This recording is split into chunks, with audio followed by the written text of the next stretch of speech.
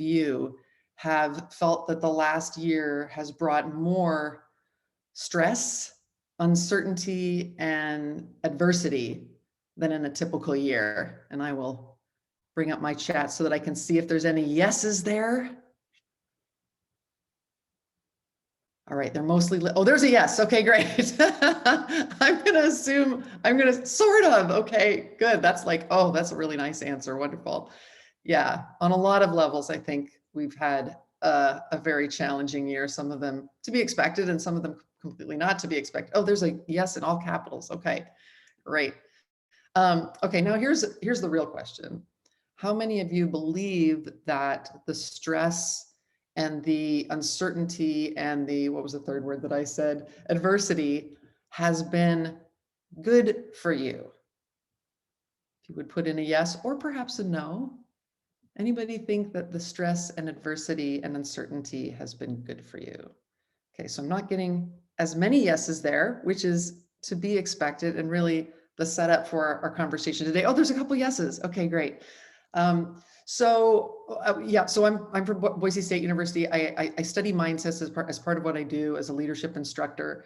And so every once in a while, I come face to face with a mindset, and I'll define what a mindset is in a minute, with a mindset that I realize is limiting to me. And I had really always believed, based on popular press and what I even learned in school, that stress is bad for you. And that therefore, difficult times are bad for you, and traumatic events, or going through difficult things in relationships or in business or with your health or any of these things, those are bad for you. They weaken you. They make you kind of broken, like damaged goods, so to speak. That was always just the assumption that I came from. But as I got a chance to look at some of the research on how people actually do respond to difficulty and adversity, I found myself in 2020 changing my mind about what stress and adversity does to us. And I don't expect in this 1 hour to change your mind and have you really embrace a totally different mindset around stress and adversity. But what I do hope to do in this short time that we have together is open you up to the possibility, just provide some different information that maybe you hadn't thought of before, that opens up a corner of your mind to a different possibility. And that when we're open to that different possibility, we really start to see things differently and engage differently, and quite frankly, feel differently about what we're going through and perhaps what our organization is going through. And so if you're looking at the screen and not just listening, you see that the title, more specific title of my talk is The Anti-Fragile Mindset, Growing Through Adversity. And so what we'll go through is, first of all, define what we mean by mindset. It's a term we use a lot, but let's get specific because there's a really great body of literature around this that has some really concrete and absolutely fascinating research findings that can help us. So what do we mean by mindset? And then what do I mean by this very totally new to you, probably because it was new to me in 2020, but maybe you've heard of it, this term anti-fragile. That's a strange term. It's different than resilient. And so we're going to talk about what anti-fragile means. And then of course, the meat of it really is growing through adversity. So once we know what a mindset is, and once we know what anti-fragility is and what knowledge of those can do for us, how can we actually take the opportunity? Are there activities that we can do that help us lean into the growth through these difficult times? And I don't just mean like getting through it. I mean like actually creating something better as a result of the challenges that we've faced. So that's what we're going to be talking about today. And Brenna, you're going to do the slides for me. And Brenna, am I saying your name right? I really hope that I am. So slide number 2. Yes, you are, Heidi. Okay, great. Thank you. Thank you so much. Okay, good. Sort of talking into a void a little bit here. I know you guys are out there though. So if you want to type something in the chat at any point, feel free. We're going to be taking some questions at the end. I hope that we'll have time to do that. So as you can see from the next slide, mindsets are beliefs that shape reality. And what I mean by that is it's not just a regular old belief. It's not just an opinion or a preference. It's not like a day-to-day belief that you go, I think this, I think this fish is a little too salty, or, oh, this is one of the best teams I've ever worked on. Those are sort of day-to-day beliefs. Mindsets are these larger ways of viewing the world, and they're hidden to us. They're taken for granted. They seem so obvious to us that we don't even question them. And if you go to the next slide, you'll see some examples of what I mean of these overarching mindsets. So next slide. So here's some examples of mindset. So intelligence and ability are fixed. You got what you got. You got your IQ as a kid, and then that's your IQ, and you're good at certain things and you're not good at other things, or you're gifted or you're not, and so on. You might have the mindset, people don't change. And it's not something you would even question, right? People just don't change. We get better as we age. Clearly, the elderly are smarter, more this, more that. I can't wait to get older. And some of you are thinking, no, I have the opposite mindset of that. And of course, stress is bad. Stress is bad is a mindset. We often don't think of it as a mindset. We just think of it as like the truth, right? And so that's what I mean by these mindsets are whole paradigms for how we see the world. And this is very important because mindsets don't just live there doing nothing. Mindsets then lead to how we feel in that situation, how we feel as we're aging, how we feel as we're confronting people who are changing or not. It affects how we see the situation and therefore how we act, right? And what behaviors we enact. And then our behaviors lead to certain outcomes, right? So in going back and being able to take a moment like we're going to do during this time together this morning and ask ourselves, okay, how am I seeing this situation? And is there another equally valid way to see this situation, maybe even more valid, that could actually lead to much better outcomes for me? Okay, let me check my notes for just a moment and make sure I don't have anything else on this particular slide. Okay, so let's go to our first mindset that we're going to talk about. I'm going to give you a few examples before we get to this. What is, I mean, to me, it's really a new kind of thinking about mindset, the anti-fragile mindset. But before we get there, let's talk about some ways of researching how people see the world. Okay, so this first one is the intelligence mindset or the talent mindset, either way, about things that you're good at or not good at, your personal characteristics, how smart you are, how good you are at something. This is all from Carol Dweck's research. It's been going on for decades out of Stanford University. And so what she wanted to look at was and then initially it was in children, but then it turned out this affects adults too, right? Does it matter if a kid in school believes that their intelligence or their abilities are fixed? That is, they can't change. I'm just no good at math. I'm just no good at writing. I'm just a dumb kid, whatever. Or I'm just so smart. I'm just so great. Everybody should be jealous of me, right? Or if they believed in a growth mindset, that is, if I put effort into something, I get better at it. If I want to get better at something, I can seek out resources and get better at it. And so which kind of mindset are people coming from when they're enacting in school? And she found just this incredible difference. If you go to the next version of this slide, what you'll see, and sorry, I'm going to ask you to change a lot of slides. I've got a lot of little pop-ups and stuff, that students with a growth mindset, they did a couple of things differently. If they believed they could get better at something, that their intelligence or capacity wasn't fixed, they would seek more learning challenges. They'd actually say, hey, let me try something difficult. Let me try the harder math problem, right? I mean, I might fail, but then I'll learn from it. The kids without the growth mindset, the ones that thought it was fixed, they just wanted to just stay at what they could do at their level because failing meant they're no good instead of that they're learning. Another example is that they saw effort as positive. This is like such a big thing. Have you interacted with people who think, if I have to put effort in this, I must be doing something wrong?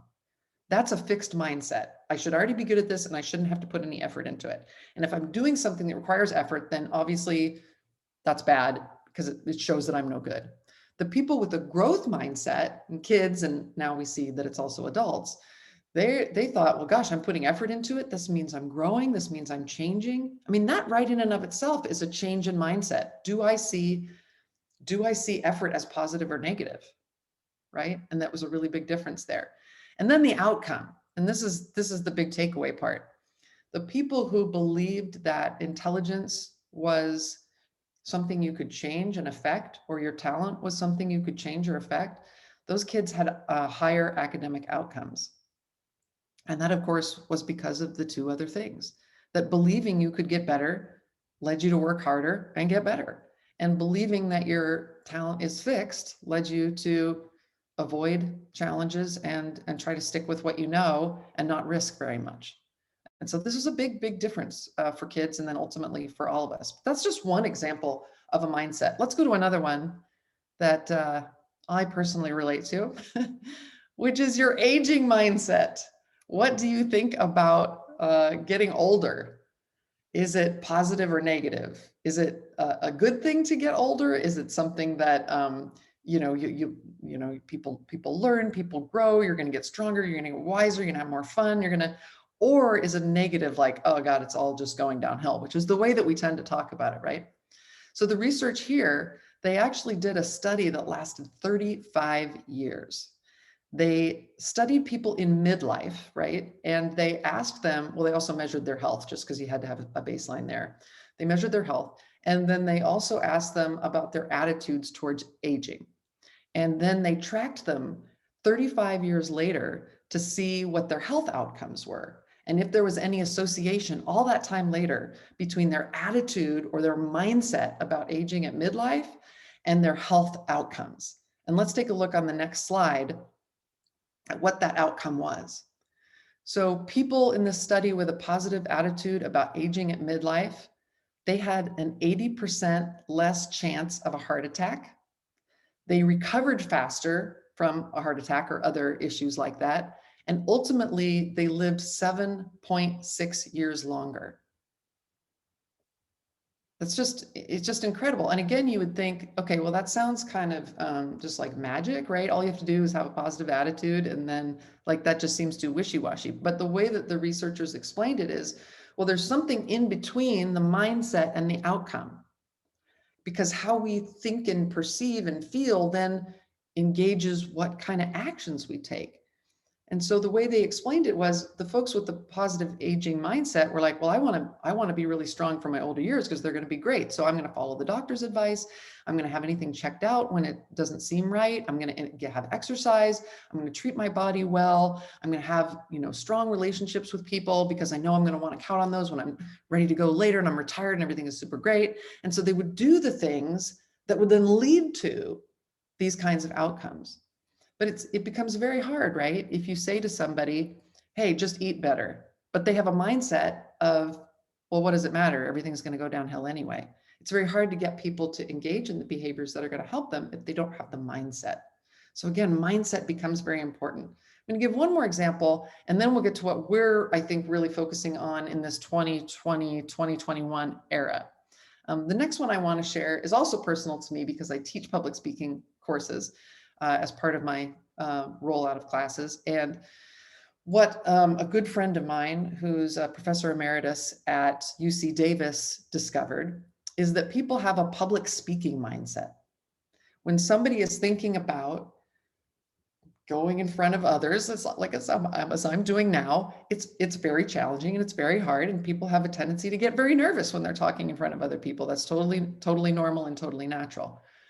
But a big differentiator in how nervous people got is whether they saw the public speaking event, whether they had the mindset that the public speaking event is a performance or whether it's a communication event.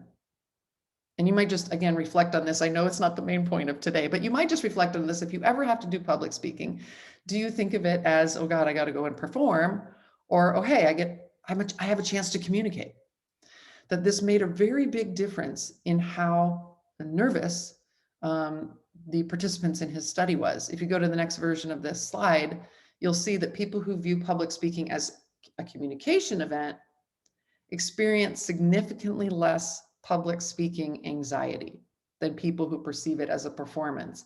And it reduces their anxiety even more than the number one thing you do to try to reduce people's fear, which is systematic desensitization. That's a mouthful. Maybe you've heard of that, where you have someone start to go into the public speaking event, and they go to the hallway, and then they go and sit in the audience, and then they go and stand in the front of the room, and then they go and stand in front of the room at a podium, and then they go and stand in front of the room, the podium with their notes, right? That we're reducing the fear by getting you in the environment bit by bit.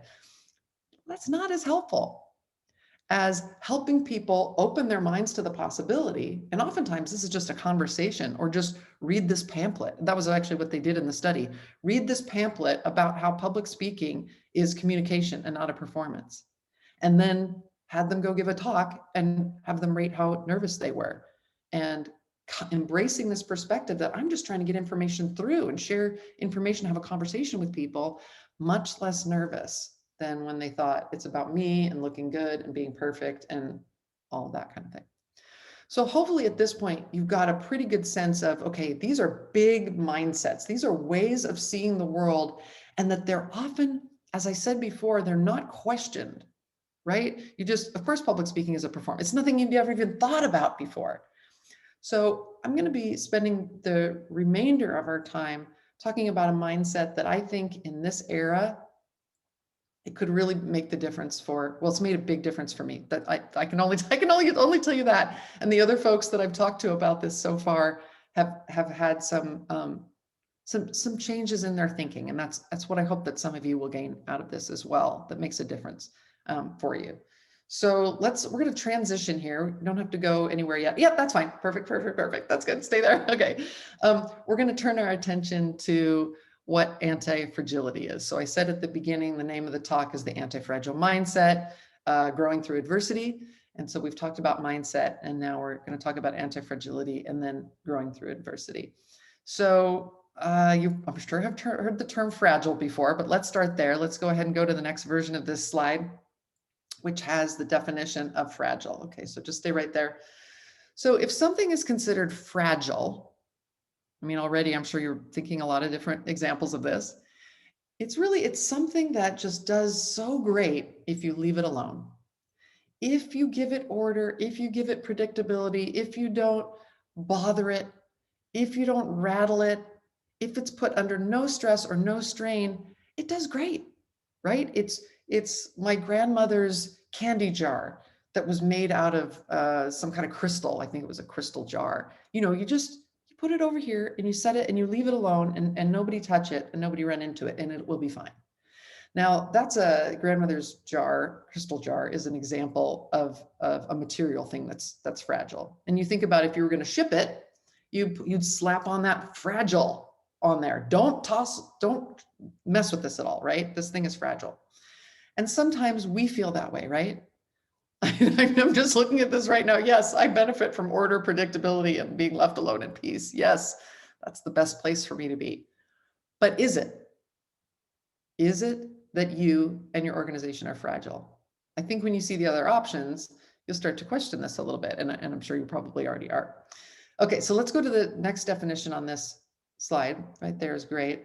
The term resilient. So I actually get talked by me and a colleague of mine who studies resilience. I don't study it. I just talk about it. She studies it. Get asked to talk about this a lot. It's sort of considered a hot topic, this idea of resilience. So what do we mean when we say resilience? As you can see on the slide, it says things that resist shocks and chaos and stay the same. So you don't have to put fragile. If you're shipping something that's steel, for example, you don't have to put fragile on the box, because if it gets knocked around a little bit, it's going to show up the same at, as close to the same as can be as to when it was shipped, right? You have items in your home that are made of material that is considered resilient. It doesn't get better if your kid's tricycle runs into it in the kitchen, your fridge or whatever. It doesn't get better as a result of that, but it doesn't get harmed. And for a lot of us, we think this is why we get asked to talk about this a lot. We think of resilience as the best possible outcome. So 2020, I got through you and I stayed the same. It's like, that would be the ideal. If I could just get through this and not be any worse off. Right? But there's even another, and again, this is sort of like, just think about this. Is it possible that there's a third level here? So let's go to that one on the slide. I'm making you work hard. Thanks, Brenna. So anti-fragile is things that become stronger when opposed to stress, chaos, and variability. So this is a very different category now, because you're not talking about something, a person, an organization, a business, a family, a material item, the marketplace, whatever it might be. You're not talking about something that just withstands difficulty. You're talking about something that a system, an organism that actually is built for that, that actually becomes better as a result of that, that inherent in that organism is the need really for some difficulty and for some stress and for some challenges to become its best. And I should pause for a moment and tell you where I'm getting this information. So you see at the bottom of the screen, the full name of the individual that popularized, well, I don't think it's that popular yet, but that popularized the notion of antifragility is Nassim Nicholas Taleb. And he's basically a statistician and a former options trader. And so he was looking a lot at social movements and the marketplace. And then there's been a few of us that have started to think, well, maybe antifragility actually applies to a lot more areas than just those larger social systems. Are there parts of us that are actually, we think of as fragile or we think of as resilient, but are actually anti-fragile? And if we started to see it that way, how would that change things? Okay, so let me, there, good. Oh, yes, there was one other thing I wanted to mention here. These are, of course, relative terms, right? So it's not like there's anything that's ultimately anti-fragile that if you absolutely crush it, to death, like, no, these are relative terms, right? So something is more fragile, more resilient, or more anti-fragile. The other thing that I would perhaps note here is that things could be fragile in one area and resilient or anti-fragile in another area. So maybe an easy example would be your mom or your grandma or something, or your great grandma, who may be fragile from a like bones and just a physical perspective, but from an emotional perspective, this person is like steel, and they've really learned a lot from everything that they've gone through, and they're tougher and stronger as a result of it. So mentally and emotionally anti-fragile, but perhaps physically fragile. And then you could see some tough guy, that's like, really strong and physically fine, but just like breaks down. So anything emotional. So anti-fragility could be different in different areas, right? And then, so how can we lean into this sense of anti-fragility? Let's see if we can get some examples. This is the participation part, if you're up for it. If you go to the next screen there, or the next slide, I should say, there's a question on there, and I'm wondering if anybody can comment on this. Can you think of things that get better, stronger, smarter as they're introduced to adversity, stressors, and challenge? Are there examples that you can think of where, this is something where if it gets some difficulty, if it gets some challenge, if it gets strained and stressed a bit, it gets stronger and it gets better. Can you think of any examples of that? Oh yeah, that's a good one. Oh, interesting. Okay, I'll comment on these in just a moment. Good, good. Oh, wonderful, wonderful. Okay. Yes, good. I was hoping somebody might say that. Okay, great. I'm looking at the, what am I seeing? I'm looking at the chat. Okay, great. Okay, so in the chat, I'll just read the things that you all have listed. So to that question, there's your own immune system, coal, because it becomes a diamond, right? Or am I getting that wrong? I'm afraid I'm getting that wrong. I'm embarrassing myself. Okay, your brain, learning a new language, and then the fun part, grapes, grapevines, yeah. So a really good example from your world of anti-fragility is our grapes and the winemaking process. The grapes don't just like when you go through the process. And I'm not going to pretend to know your business, although I've gone to many wine tastings and tours, still not going to pretend to know your process. But as they go through adversity, as they age in the barrel, as they get pummeled, they don't just withstand that, they get better. They create something new is created that's absolutely beautiful. And with some very good wines that I know we have downstairs in the cellar, the more they age, the better they get. Now, to a point, again, this is a relative term, right? But actually it gets better as time goes on. So that's one really good example. Let's go to another example, your own immune system. If you could talk to us, Robert, I would have you come off the mic and talk to us, but I'm going to just try to talk for you.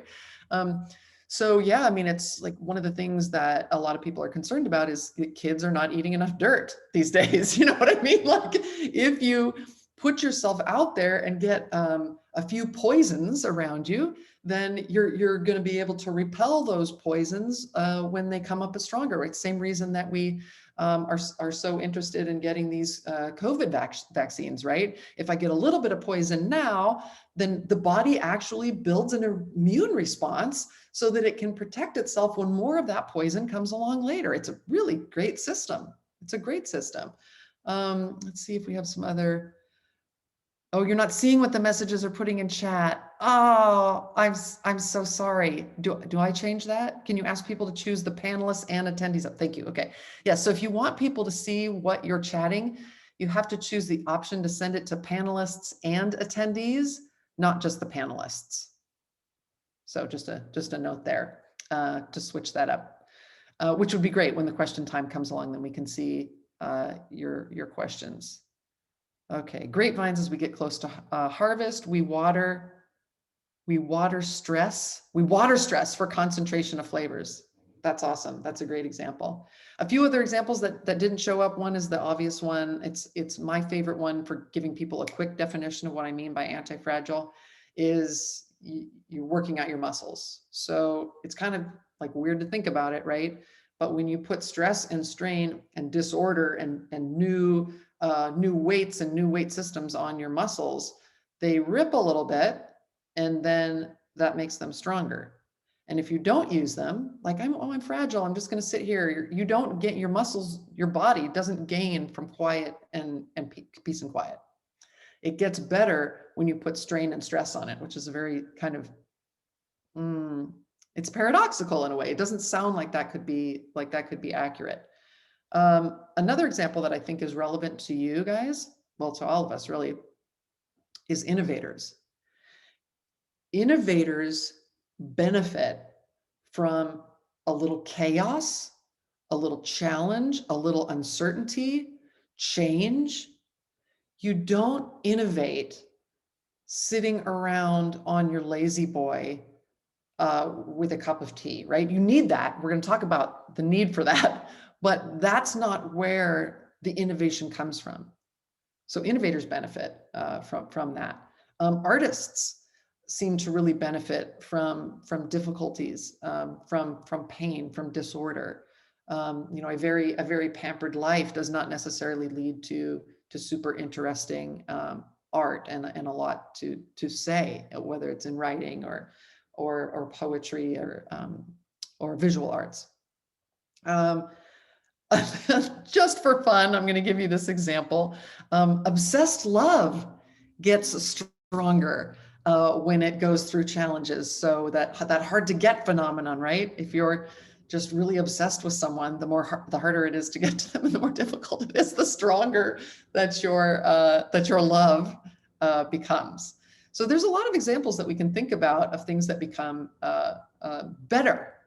Well, obsessed love is not the greatest example, but become really better when exposed to stress. Now we can also think of things that don't get exposed to stress, and because they don't, they start to deteriorate. Muscles would be one example of that. Another example would be in the pilot industry. There's a lot of concerns about that piloting an aircraft is becoming too mechanized. They're making it too easy on the pilot, and that pilots' skills are on the decline. So making it easy for them because, skills are anti-fragile. If you put the challenges to them, they're going to get better. But if you take away those challenges, they're going to get worse. And overprotective parenting might be another example. You think you're making the child stronger by overprotecting them, but could it be that children are inherently anti-fragile? I mean, to a point again.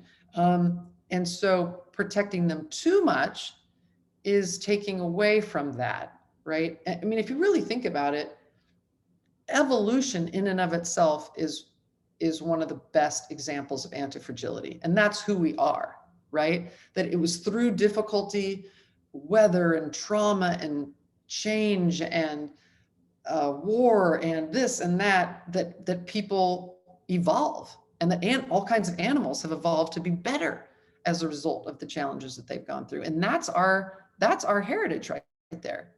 You and I are here because of anti-fragility. And yet we do sometimes think we don't embrace that about ourselves. We don't really think about that about ourselves. Okay, let me see if there's any more on that slide. Okay, so here we go. I'm going to close my chat for just a moment. If you have questions and want to put it in as we go, feel free. Otherwise, I think we're going to have time at the end. Hopefully, yeah, looks like we'll be perfect timing to add a few. Okay, so let's go ahead and go to the next slide then. Okay, let me just pause right here. So there is no research on an anti-fragile mindset. That's just something I kind of made up, okay? So, but the closest thing that there is relevant research on is the concept of what kind of a stress mindset do you have? And so just like there was a mindset for aging and for, learning and intelligence and for public speaking, there's a mindset that people have around stress that, again, we don't really question it, right? But we may have this underlying mindset, as I did, that stress is harmful. Like, of course it is. Like, it's in the news. People are dying, right? All this stuff. It raises your heart, right? How could their cortisol goes up? Like, how could this possibly be good, right? So, but there is an alternative perspective, and I'm going to share with you what that is, and just maybe this will be interesting to you. That stress can be enhancing. And this is sort of starting to sound like that, like I might call this anti-fragile mindset, but it's called stress mindset. So I think our first iteration on the slide here, if you would go ahead and click to the next part of this slide. Okay, so this is just what I have on this slide is the differentiation between the two mindsets. And so I'll read that out loud for those of you that are just kind of listening in here. So on the harmful side, and see if you identify with any of this, it's the belief, right, or the mindset that stress depletes health and vitality, that it debilitates performance and productivity, that it inhibits learning and growth, and overall, the effects of stress are negative and should be avoided. Okay, and I definitely found myself there. I'll go back to that in a second. I'll read the second half for those of you that are reading it anyway. On the enhancing side, belief that stress improves health and vitality, enhances performance and productivity, and facilitates learning and growth. So therefore, the effects of stress are positive and should be utilized. Now, notice it doesn't say should be sought out. That would be even an anti-fragile sort of mindset, right? But if you're going to have stress, it's positive and you should use it. Okay, now back to my thinking, and maybe you'll identify. So whenever I would start to feel stressed, I would go, oh no, stress is bad. And what happens when you start stressing out about your stress? Does that help? Does it get better? No, it gets worse, right? So there's a what's the word that I'm looking for? A compound effect, right? So my stress is actually increasing as I'm trying to tell myself not to be stressed out, and that I'm trying to avoid it. I'm spending all this energy trying to avoid the stress. Could it be that it's that's actually unhealthy? That the stress itself, the high body temperature that I have right now of being under the stress of talking to you live, that's actually positive?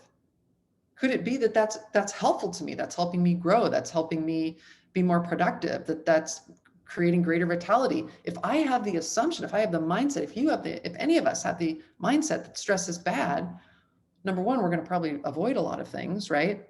But number two, we're going to be potentially harming ourselves. So that's the thought here. But we don't have to rely on my thinking about it. Thank goodness. There's research, again, out of Stanford, one of my alma maters. And if we go to the next slide, I believe that's where I have it. So next slide on that. Okay. So in this study that they did, actually it's been a series of studies, here's what they found.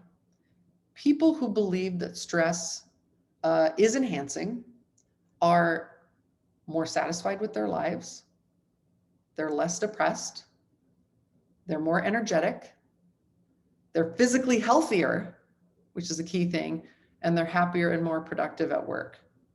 And for those of you that may be thinking like a good researcher and thinking, well, maybe they would just have less stress in their life, they did check for that. And so they were able to see that there wasn't a significant difference between the people who believed that stress was enhancing and the people that didn't. And that they found that these outcomes were the case.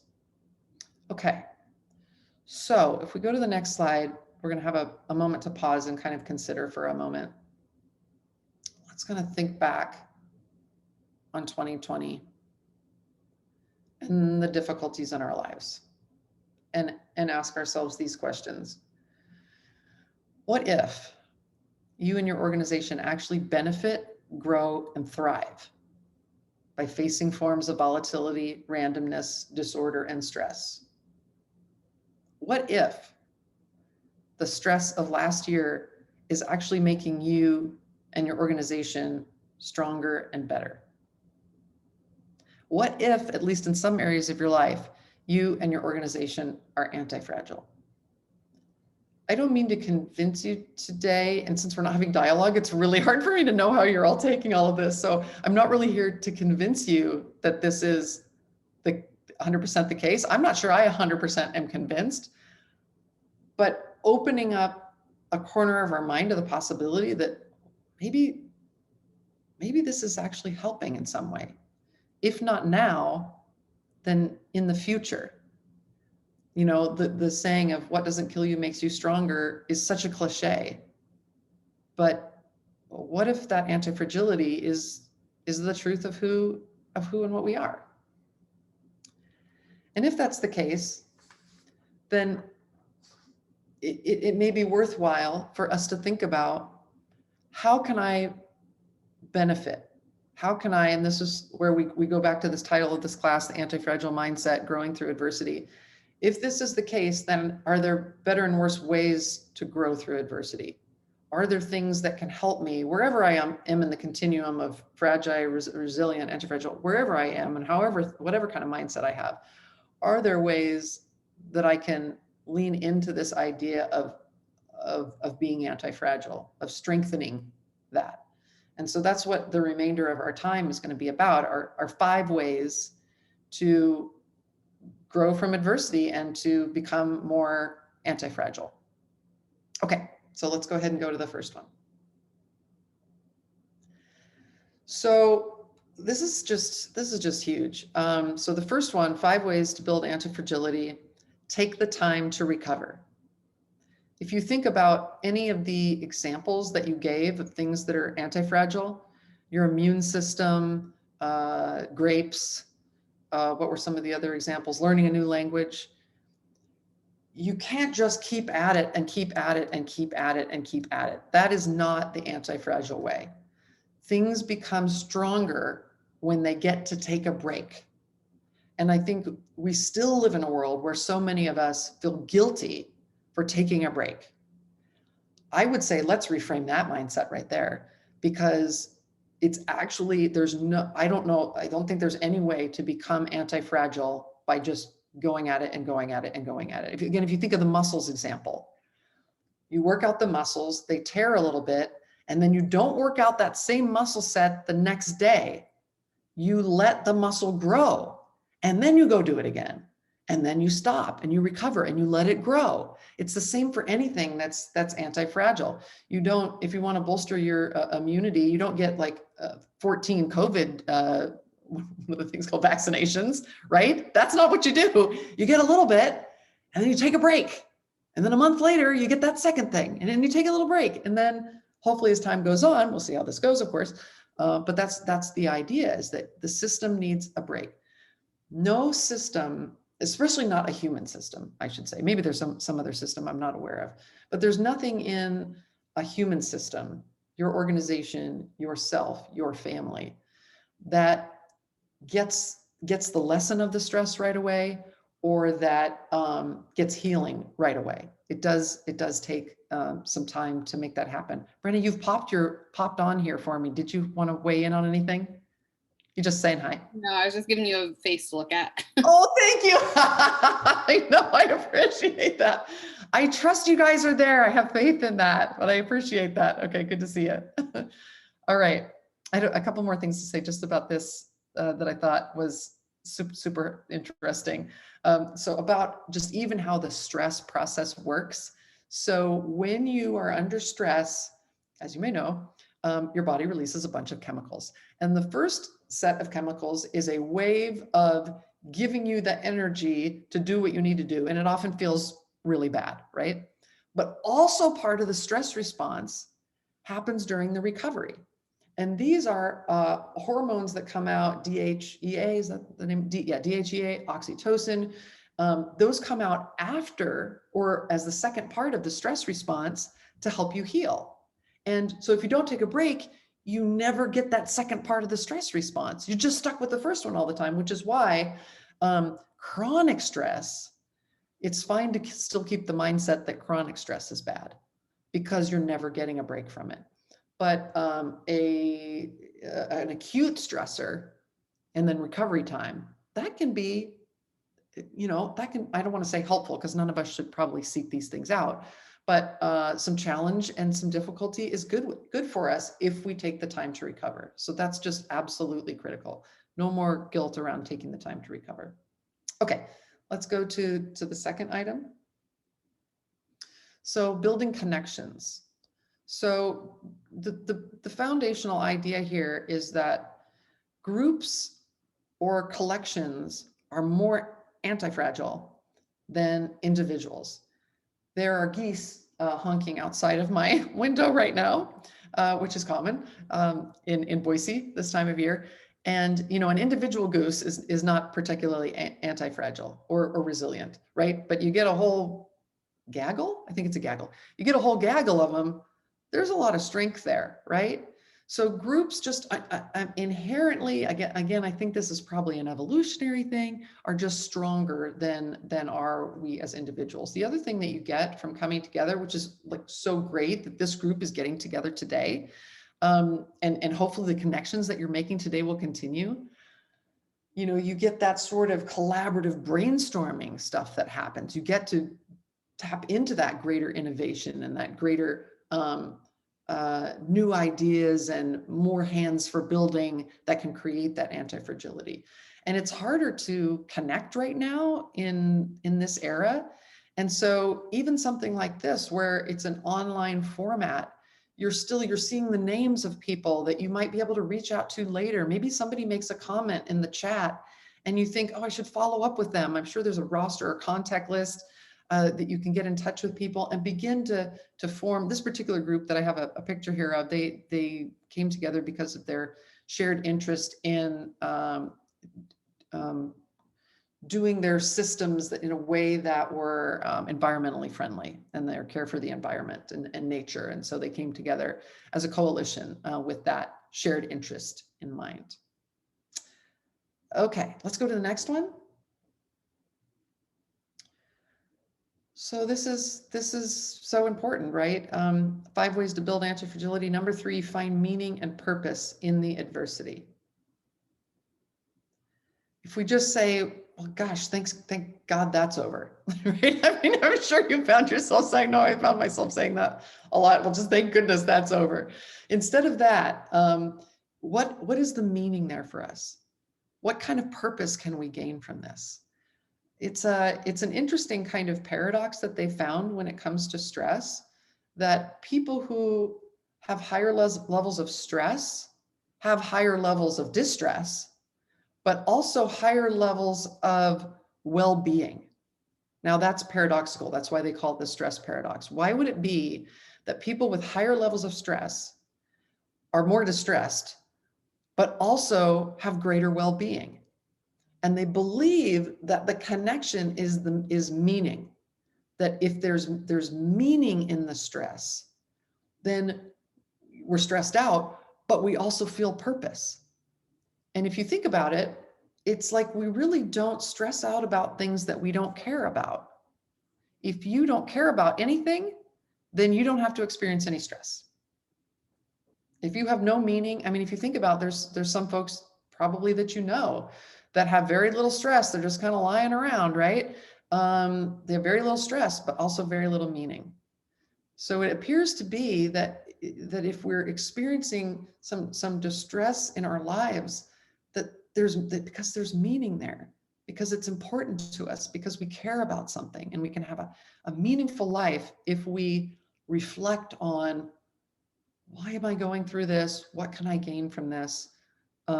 There's a concept that I absolutely love that I doubt that you've heard about. They just don't put this in the press the way they put in other things. Post-traumatic growth.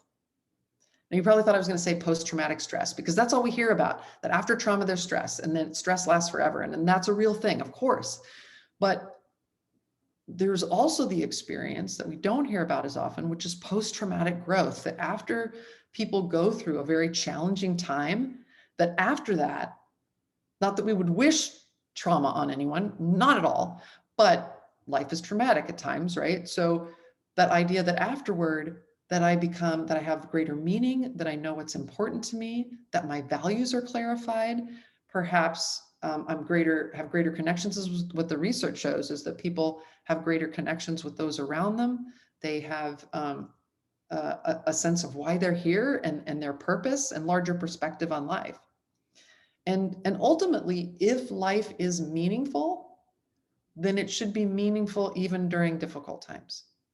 And that's what we've been going through during this last year. Many or most of us have been going through a very difficult time, and our companies have been going through a difficult time.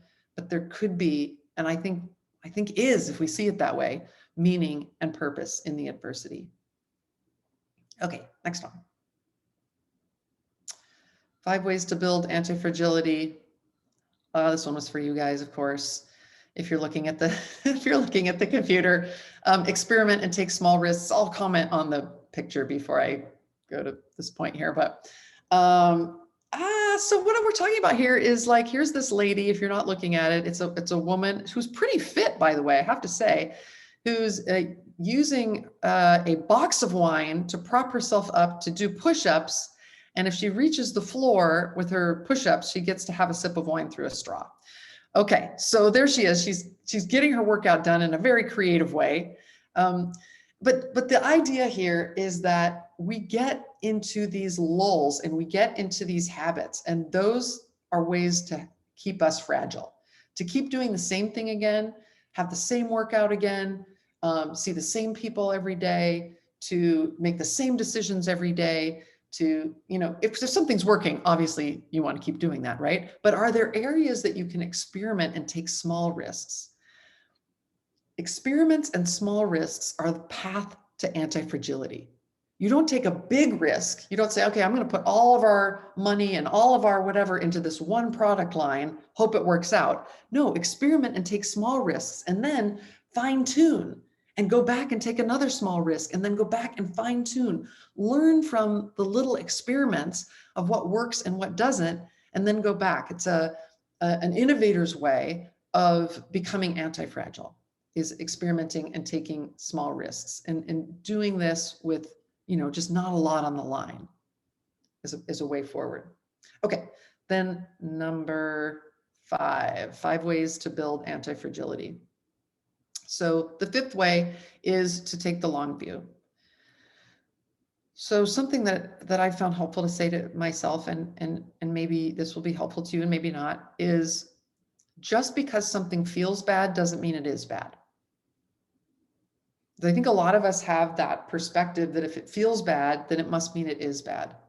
But the anti-fragile way is, just because something feels uncomfortable or distressing or uncertain in this moment, doesn't necessarily mean that it's leading to something bad. It could actually be leading to greater strength, greater growth, greater, intelligence, greater productivity, greater love, greater, fill in the blank of any of these things, of taking that long view, that you're sometimes what feels bad right now. In fact, I think we could think of a few examples. Things that don't feel great right now benefit your future self, right?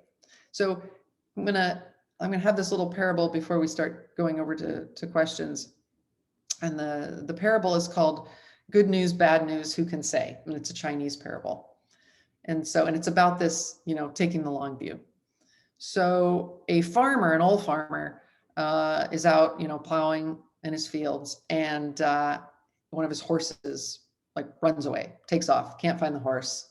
And the neighbor comes over, has kind of seen that this has happened. The horse is nowhere to be found. And he says, wow, that's just terrible. I mean, you've lost one of your horses. It's going to be so much harder to do your work. That's just, wow, I heard about it, and that's just really bad news. And the old farmer said, well, good news, bad news, who can say? And so a week or so passes and no sign of the horse, but then it comes back, and it comes back bringing a second horse with it. And the neighbor sees this and says, whoa, this is great news. I mean, not only did your original horse come back, but you got a second horse. I mean, this is just wonderful news for you. And the old farmer says, yeah, good news, bad news, who can say? So he decides to give the second horse to his son. And so the son is able to help out, and he has his own horse and so on. But then the new horse gets a little rowdy, throws the son from the horse, and the son falls and breaks his leg. And so now the son's out, right? And so the neighbor comes over, and oh my gosh, what a drag. I mean, now you don't have your son to be able to help you. He's lame, he's out. I'm sorry to hear this bad news. And the old farmer says, well, good news, bad news, who can say? So about a month later, and the son is still, laid up with his leg, a military fight breaks out in the region. And the troops come through looking for all able-bodied men. And of course, the son gets passed over for going to war because of his injury. Good news, bad news, who can say? If you go to the final slide, where we'll remain for a few moments, you'll see my resources for this talk. I don't usually at the end of a talk share the resources. I just don't usually think anybody would want to follow up on it. But in this case, I thought that these books were very helpful to me, really changed my mind about this whole thing that we're going through, as well as these journal articles. I threw in Commit to Win, you get that anyway, but the other three are the books that I used for this talk.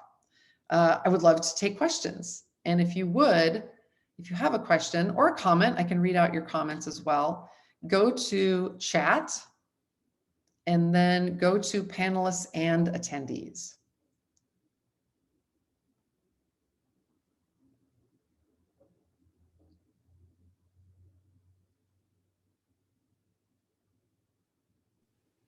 Heidi, I'll just jump in with a question to get things rolling. Yeah. What got you into this field? Well, it was a couple of things. One, I've just sort of always been interested in mindsets because I teach it to my students. What got me interested in this thing in particular was I was listening in 2020, I was listening to a talk by a woman, and she used the word anti-fragility. And I had just never heard the term before. And so I Googled it, like you do.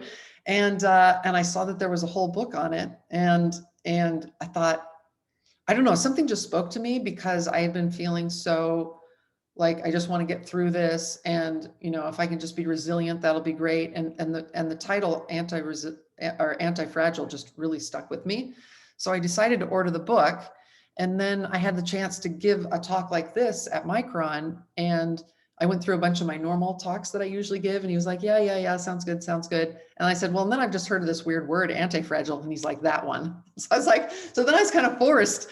And so that led me to read the 3 books that you see. Well, I'd read Mindset before, but that led me to read the first 2 books that I mentioned there, the book called Anti-Fragile and the book called The Upside of Stress. And it was just transformative for me. And I thought maybe this would help somebody else.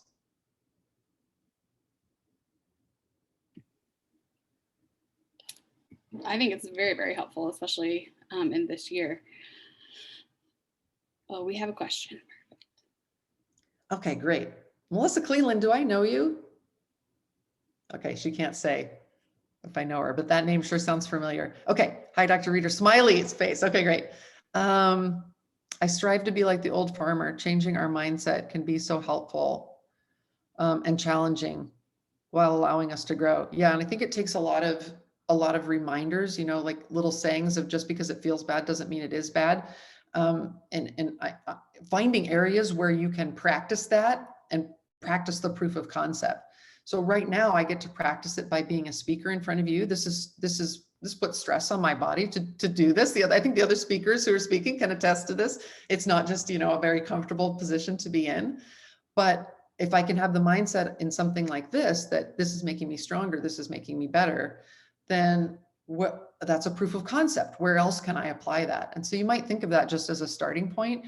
What's an easy place for you to see that the stress is helpful to you, that a little chaos, a little diversity in your system is actually helpful. And then you can start to see that in other areas as well. Well, thank you for the comment, Melissa.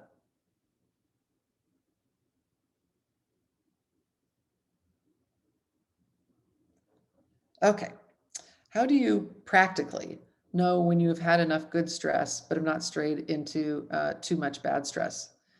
Yeah, that's a really relevant question. And I think it's about do you get time for a break? So we differentiated earlier between chronic stress and, what's the word that I'm looking for? I don't have it right in front of me. Acute. Okay. So acute stress and chronic stress. So if you're never getting a break from the stress, Colin, then I would say that's veering into making us more fragile rather than making us anti-fragile. And so finding a way to rest, recover, look for the meaning, those 5 things that we talked about, connect with people, doing all of those things can help that stress go into, because I don't think just the stress response alone you can feel if it's necessarily good or bad. It's what you end up doing with it. Do you find the purpose in it? Do you connect with others? And do you take time and a break from it? It would be a big differentiator, I think. And I think if you just start off by seeing if you can view it as positive, I just think that if people view stress as negative, then what do I do when I'm stressed? I will drink a lot. Yeah, you guys know that that's been happening a lot in our community, right? Chocolate gets involved. For me, potato chips would be the go-to, versus if you see it as positive, then you're thinking, okay, how can I engage with this and how can I use this in a productive way? Really important question. Thanks, Colin.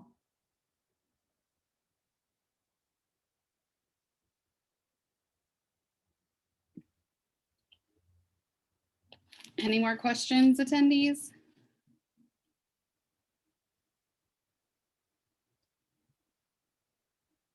Oop, there's one that popped in. Okay. Mike. I love this concept of anti-fragility. Being nimble and adaptable is important in business. How can we balance anti-fragility and still maintain core principles? Is Mike a person that can come up and say something? Probably not. Yes, I can ask him to talk. Or Brianna, you can maybe tell me what the core principles are. Mike, you can speak now.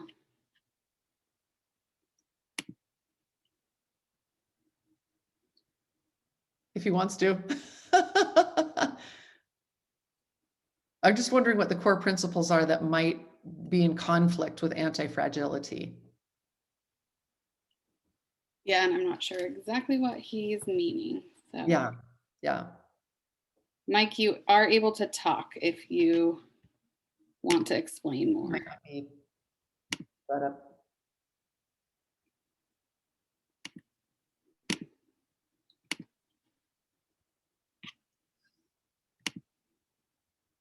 Well, something that I hope, oh, well, core principles to self.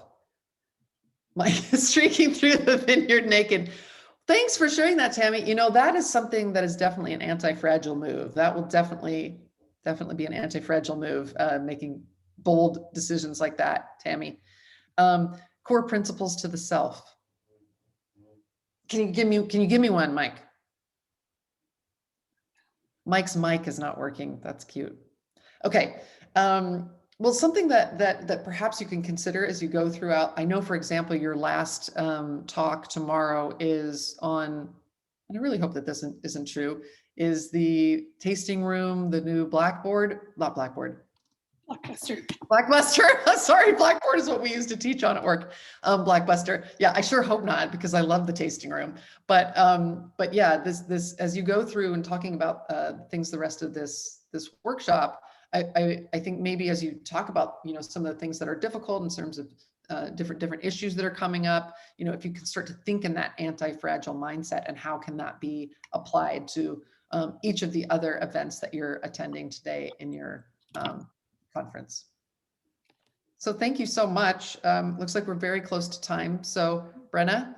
Yeah, thank you so much, Heidi. This was wonderful. And I think something that we all needed to hear right now, going into 2021 with still having COVID to deal with. Attendees, let's go ahead and take just a 5-minute refill your coffee and use the restroom break, and we'll be back at 9:15.